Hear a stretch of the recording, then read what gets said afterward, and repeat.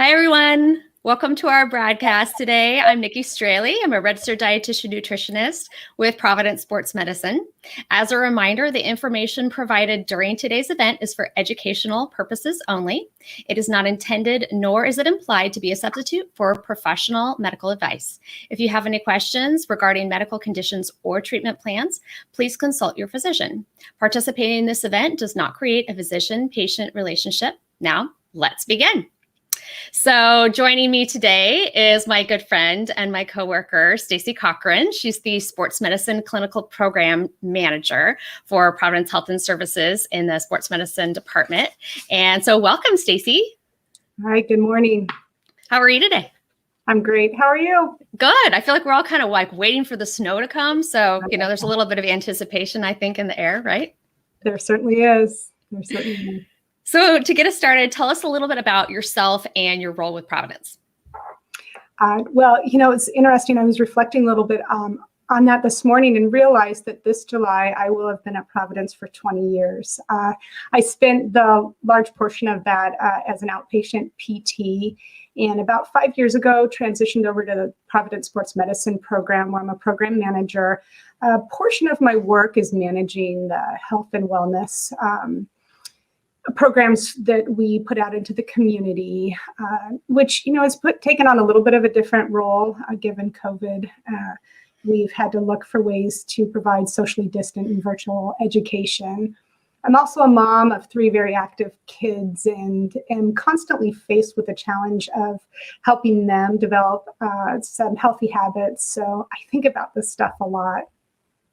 Absolutely. I mean, as a parent of 3 kids myself too, I just, I think that, it'd be one thing if I was just worrying about myself, but when we have these other people to really care for, we're always thinking about how are they, visualizing the world and through our eyes, and what kind of example are we modeling for them, in terms of exercise, in terms of eating, there's a lot of details to really pay attention to. So many of our listeners probably started off the year with these amazing fitness goals. And so now we're kind of in month 2, we might've hit a little bit of a pause, a little fatigue. Can you give me some recommendations for really just continuing to stick with those goals that you set?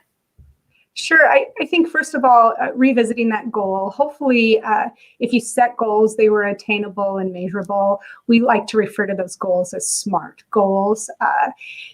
Set so that you can really measure your success. And if you check in on that goal and it looks like it's still a good goal, maybe you've stuck it in the drawer, pull that out, post it, make sure it's in a really visible spot, because if it's there and you can see it, you're going to have a lot easier time staying committed and motivated to that goal.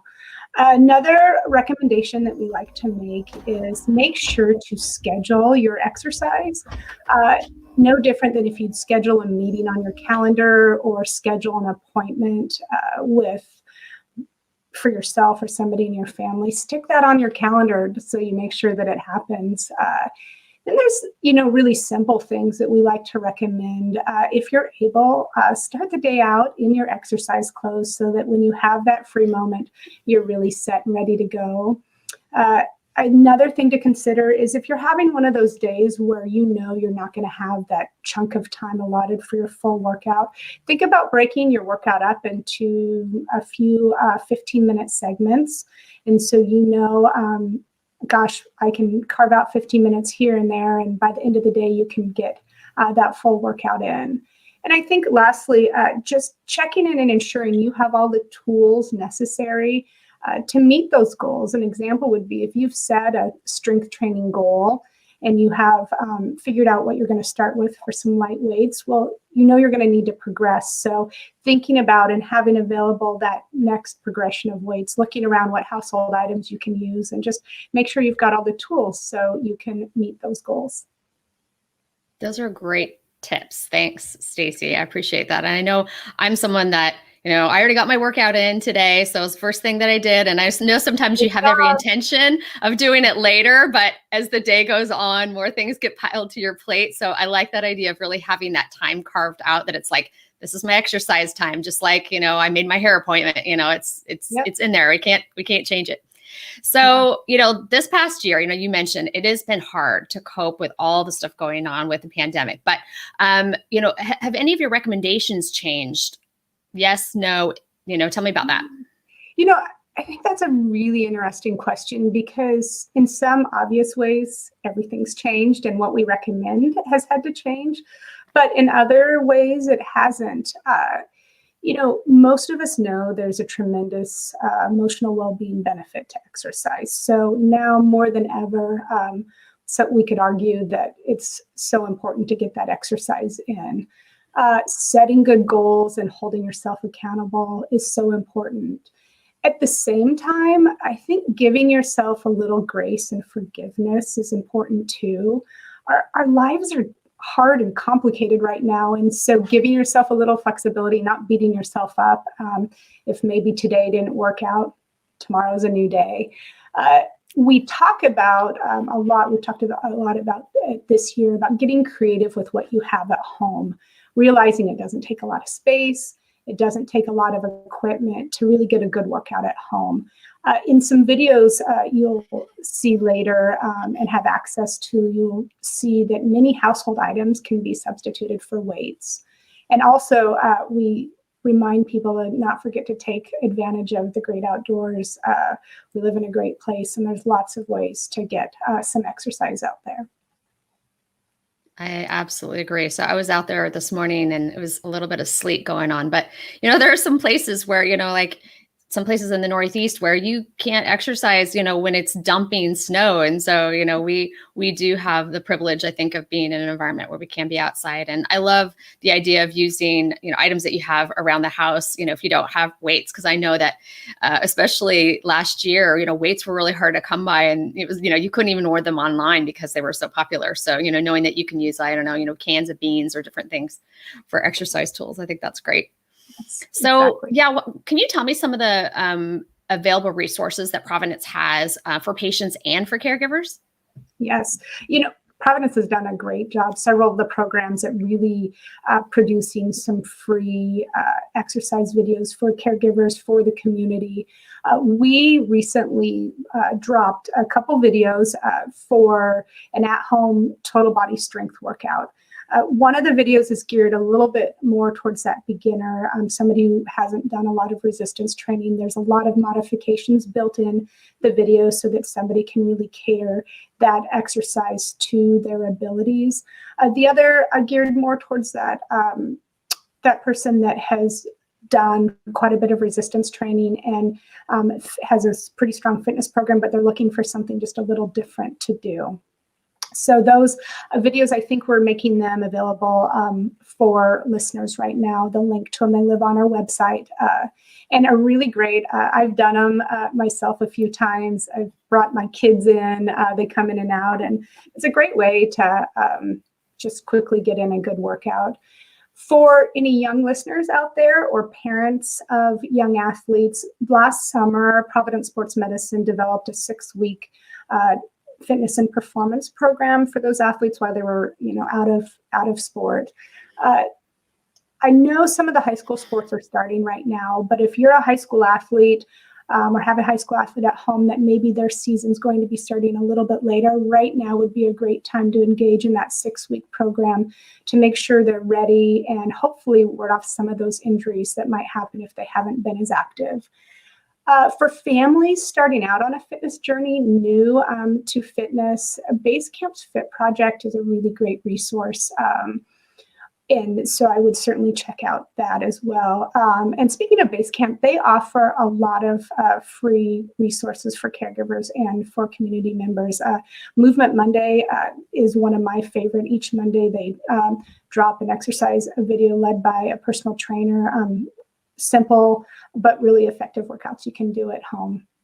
So that's just a few of, I think, some of the many available resources that we have right now. That's great. And it's interesting, in this pandemic, knowing that, these resources weren't available before, and yet now they'll be available long term for people, even when we do get to, return to, more of a, more of an active lifestyle, maybe look like previously, but we'll still have these videos accessible to us. And I think that's great that we've been able to provide those. I think it'll be really interesting to see what happens and how many people continue just to do their workouts at home. Yeah, because I think it helps you stay a little bit sane too, right? You need to burn off some of that energy, because we do a lot, at least I do a lot more sitting in front of the computer. And so really needing to get up and move my body I need to do it, but sometimes you need a little guidance. And so I love the idea that there are videos and there's somebody giving you some, examples of what to do, because sometimes you stand there, you're like, I don't know, should I do push-ups? I don't, it's hard to think about what you might want to do. So I love the idea of that. Yeah. So do you have some ideas on how families or friend groups can really encourage each other just to keep moving? Yeah, well, going back to what I was first talking about, dig out those goals, make sure you've written yourself good goals, and then share those with family members, share them with friends. You guys can offer each other encouragement. You could even set up little friendly challenges with your family members or your friends to make sure you stay on track with your goals. I think something else, now's a great time to try something new. Pick up a new sport, a new hobby. In my neighborhood, I am seeing so many people playing pickleball, and often for the first time, something you don't need a lot of equipment. You can find some space outside and do safely. It's great for all ages. And, it's important to remember too that starting something new as we age, starting a new exercise not only promotes great physical fitness, but great mental fitness as well. So another good reason to try something new.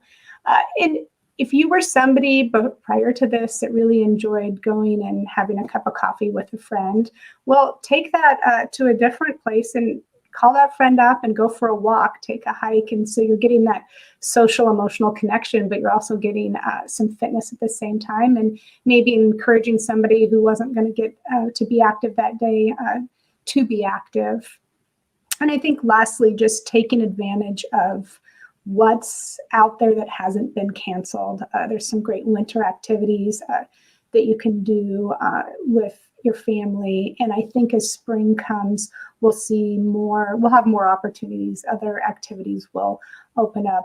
It's still important to keep ourselves safe and abide by all the social distancing. But I think there's going to be a lot of different opportunities.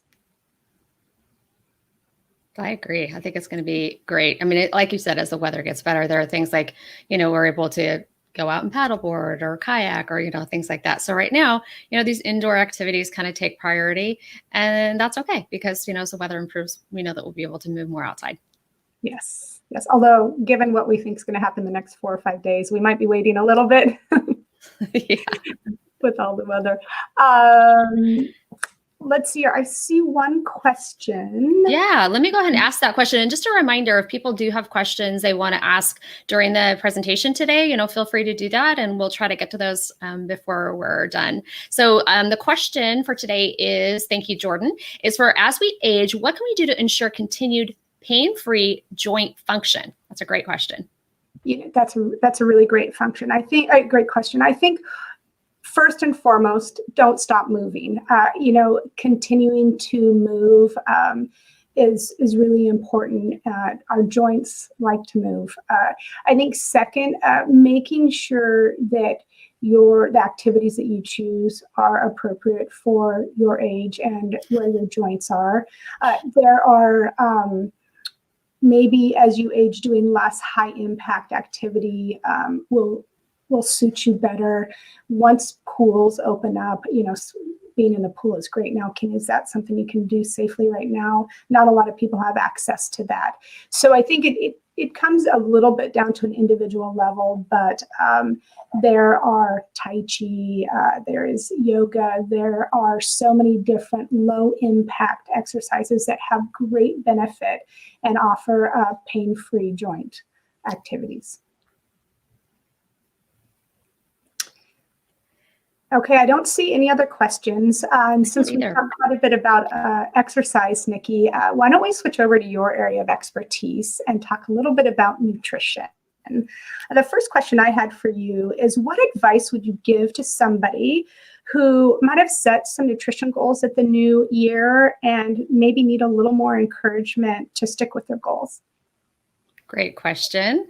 And, I think we all have such great intentions, when the new year starts. It's like, oh, I'm going to do this, I'm going to do this, I'm going to accomplish this, I'm going to accomplish that. And so I think, now, again, we've kind of settled into the new year. And I think it's a good time to, first of all, revisit those goals and see if they're still appropriate. Maybe they're not. Maybe we need to just completely change it. But maybe we need to, make it more specific. So you were talking about SMART goals earlier. And I agree too. Like sometimes you could just say like, oh, I'm just going to drink more water. But really, maybe your goal was to drink like 80 ounces of water today, a day, and you noticed all that was doing was sending you to the bathroom more often. Maybe dial that back, maybe make that 60 ounces of water. Maybe you can accomplish the same goal, and maybe it's a little overkill the first time. So maybe you need to, revisit your goal, or like I just mentioned, maybe you need to revise it. Maybe it was a little bit, a little too crazy when you first said it. And then maybe another idea would be to really find someone that can be accountable with you. So like if your goal, like my goal was to snack less after dinner, but if I keep that goal to myself and nobody knows, and if I go and snack after dinner, nobody's going to hold me accountable. But if I say to the whole family, hey, guess what? My goal is to not snack after dinner. Then if I'm foraging around for snacks, at 10 p.m., especially my kids are going to be like, hey, mom, didn't you say you were going to try to snack less after dinner? So sometimes just having someone that can, hold you accountable can make a big difference in helping you be successful with your nutrition goals. Yeah, and kids do a great job of holding us accountable, don't they?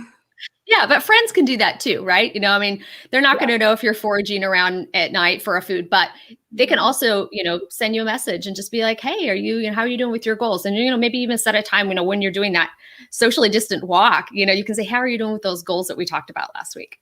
Yeah, that's a great idea.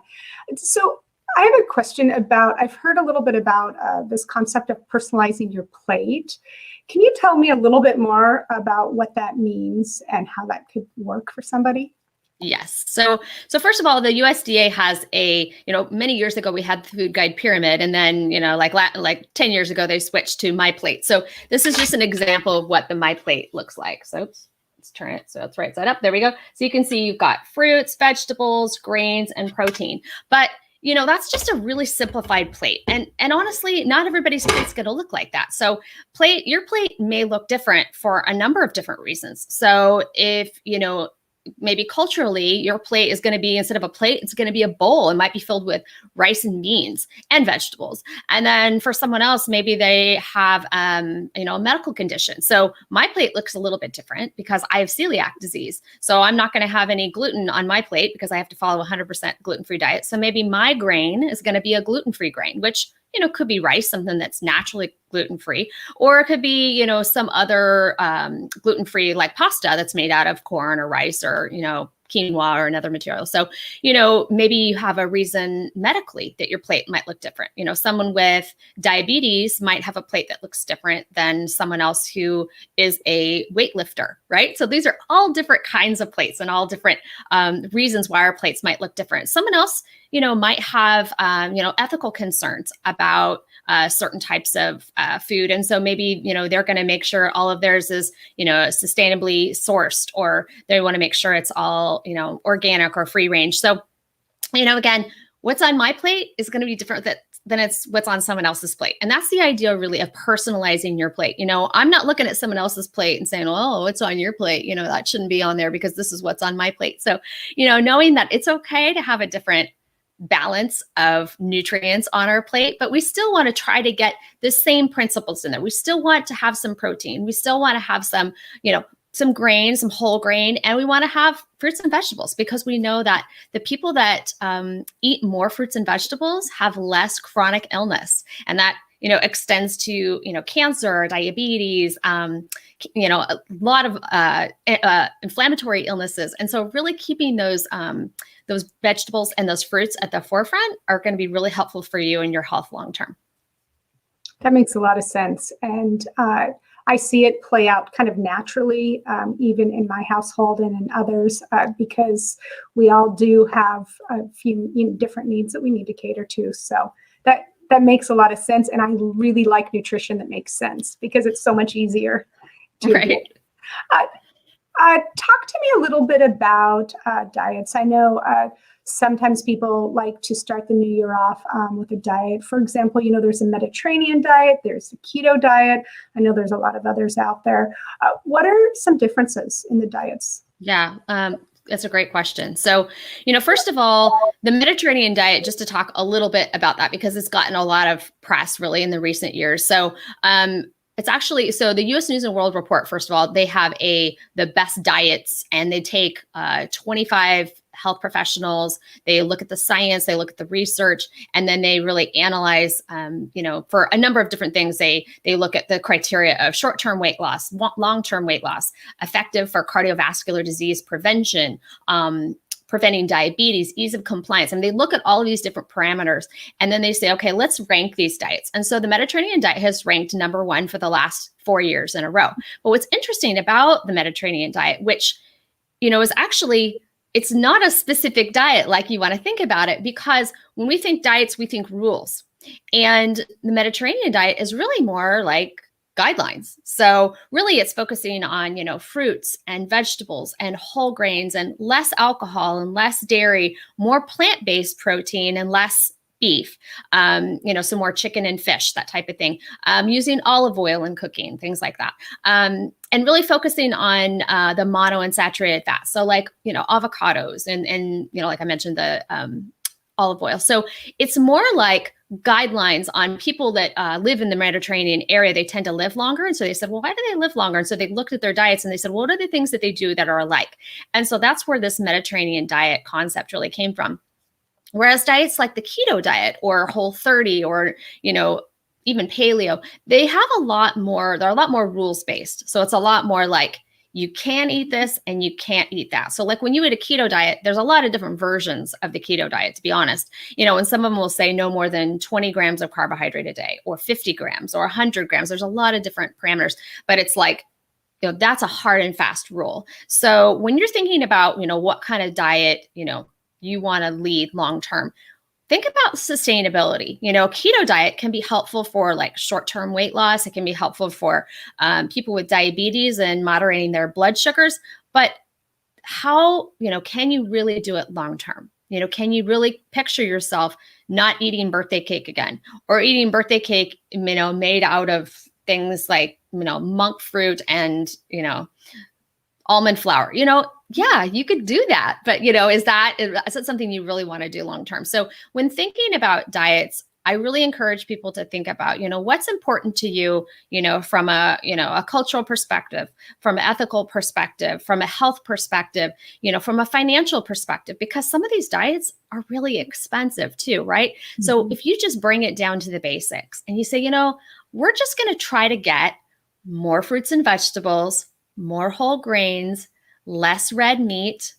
And then, if you want to add those extra details that are important to you, you want it to be sustainably grown, you want it to be local, you want it to be maybe, organic or grass-fed or free range or whatever those things are important to you, go ahead and add those parameters in. But just keeping in mind that, we have to eat for a lifetime. This is using the running analogy, this is a marathon, not a sprint. Yeah. So, what you can do for the next 30 days is only going to benefit you for that short time. It's not going to be able to really extend you into, your later years. And so, I look at my grandma who's 99 and I'm like, what has she done all these years that's made her healthy? I'm like, she had her own garden. She ate fruits and vegetables out of her own garden. Think about things that are really simplistic like that, but, they do benefit you for long-term and longevity. Makes complete sense, Nikki. Complete sense. Thank you. Okay. Got a hot button question for you, I think. I hear a lot about detoxing. It seems to be common. There's people that are really for it and people that are against it. Curious what your thoughts are on detoxing. Well, that, like you said, hot button, I feel like, especially as a dietitian, that one always makes me recoil just a little bit, because I do hear a lot of people early in the new year like, oh, it's a new year, I'm going to detox. And I'm always like, what does that mean exactly? Because that really is showing that maybe what you're normally eating is toxic, right? So if it was truly toxic, why are you eating it? Like that's a question. But, when we think about our bodies have these amazing ability to naturally detoxify. Did you know that's actually the function of your liver and your kidneys? That's what they're doing all the time, is they're detoxifying. So if you accidentally eat something that could be qualified as a toxin, your kidneys and your liver do a really good job of cleaning those things out and ridding them from your body. Now, there are times where there are, I think about like the Flint water crisis, where people were getting heavy metals or lead in their water, like some of those things really are toxins. And sometimes we do have to talk about, how to detoxify in those cases, but those are pretty specialized. So, even like when someone says, I'm going to do a juice cleanse, what are you cleansing from? Why are you doing that? It's usually just a short-term way to lose some weight, kind of reset a little bit, maybe your mind as much as your body. People typically will lose a little bit of weight. They think, oh, look at me, I lost weight on this juice cleanse. But, really, they've lost a lot of water weight because as the glycogen is mobilized. So first of all, it's a low-calorie diet. So then your glycogen is mobilized from your muscles. Then your glycogen takes with it some water. So then you lose this water weight and you think, I lost all this weight. But then, you restart eating again on your regular diet and then the water weight comes back. So, thinking about detoxifying, I just encourage people to think about, what can we do to eat healthier, every day so that we don't have to look and say, wow, I've eaten so much garbage. Now I need to go through some kind of a detox process. It's again, that marathon, right? Not the sprint, That's right. Marathon. It's a marathon, not a sprint. All right, thanks. How can families support each other in working towards better nutrition? Oh, I think that's so great. I always think about, what are my kids watching me do?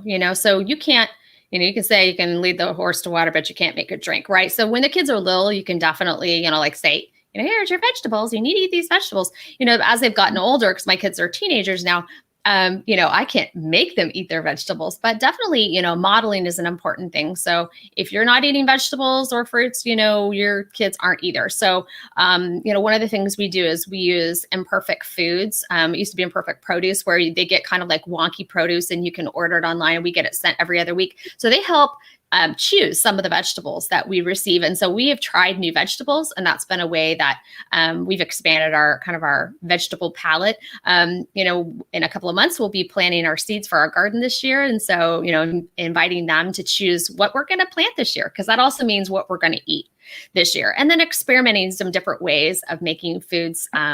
Maybe like I always grew up with like boiled broccoli, and I didn't really like it. I thought that meant I didn't really like broccoli. And then I discovered I really like it. I actually like it roasted. So sometimes just changing up how you're preparing certain foods can make a big difference. But, being part of the process. So, our kids all have meals that they can prepare on their own. So sometimes we'll say, hey, guess what?